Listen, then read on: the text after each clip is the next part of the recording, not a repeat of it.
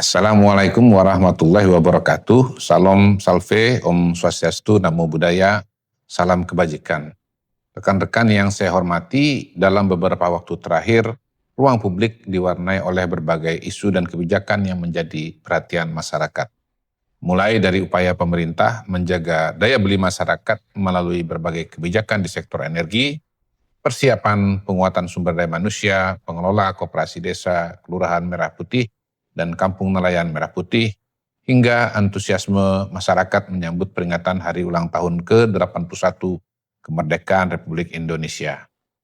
Pada kesempatan ini, Badan Komunikasi Pemerintah akan menyampaikan sejumlah perkembangan dan penjelasan mengenai isu-isu tersebut, agar masyarakat memperoleh informasi yang utuh, jelas, dan berbasis fakta.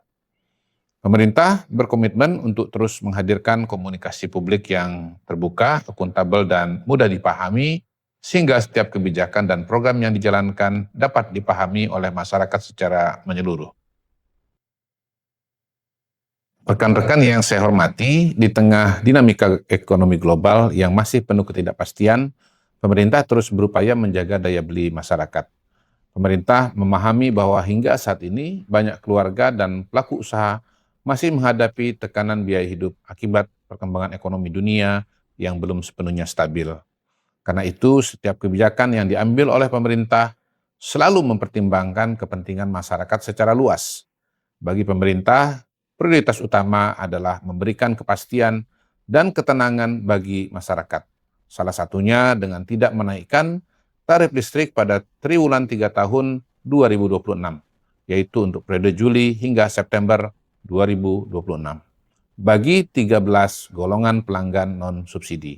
Keputusan ini mencakup berbagai kelompok pelanggan, mulai dari rumah tangga dengan daya 900 volt ampere hingga pelanggan bisnis dengan daya 6.600 volt ampere ke atas. Langkah ini merupakan bentuk keberpihakan pemerintah agar masyarakat dan dunia usaha tidak menghadapi tambahan beban pengeluaran di tengah kondisi ekonomi yang masih dinamis. Perlu kami sampaikan bahwa keputusan ini bukan diambil tanpa pertimbangan. Berdasarkan ketentuan yang berlaku, penetapan tarif listrik mengacu pada perkembangan sejumlah indikator ekonomi seperti nilai tukar rupiah, harga minyak mentah Indonesia atau Indonesian Crude Price, tingkat inflasi, serta harga batu bara acuan. Berdasarkan data Kementerian Energi dan Sumber Daya Mineral, realisasi indikator ekonomi pada periode Februari hingga April 2026 menunjukkan nilai tukar rupiah berada di kisaran Rp6.959,32 per dolar Amerika Serikat. Harga minyak Indonesia sebesar 96,12 dolar Amerika Serikat per barel.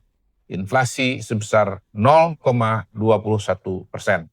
Serta harga batubara acuan sebesar 70 dolar Amerika Serikat per ton sesuai dengan kebijakan domestic market obligation. Apabila mengacu pada mekanisme penyesuaian tarif yang berlaku, perubahan berbagai indikator tersebut sebenarnya mengarah pada kenaikan tarif listrik.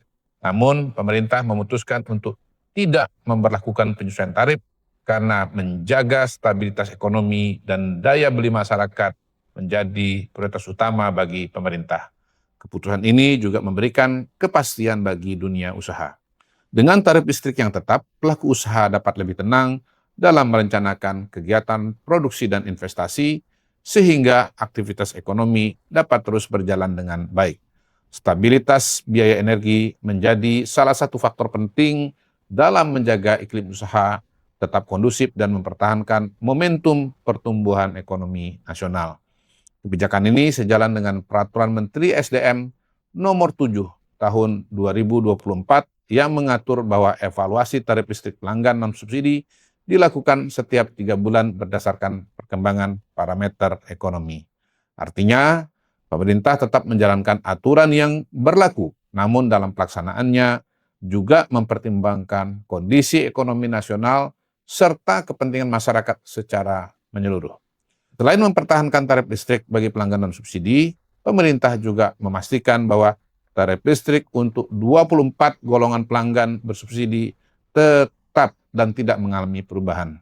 Subsidi listrik akan terus diberikan kepada masyarakat yang memang berhak menerimanya, seperti pelanggan sosial, rumah tangga berpenghasilan rendah, pelaku usaha kecil, industri kecil, serta pelaku usaha mikro, kecil, dan menengah.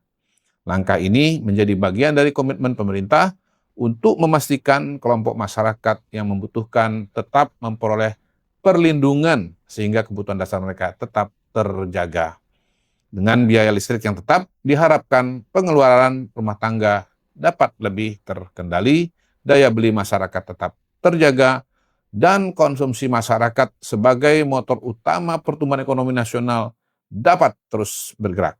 Ke depan, pemerintah akan terus memantau perkembangan ekonomi global maupun domestik secara cermat.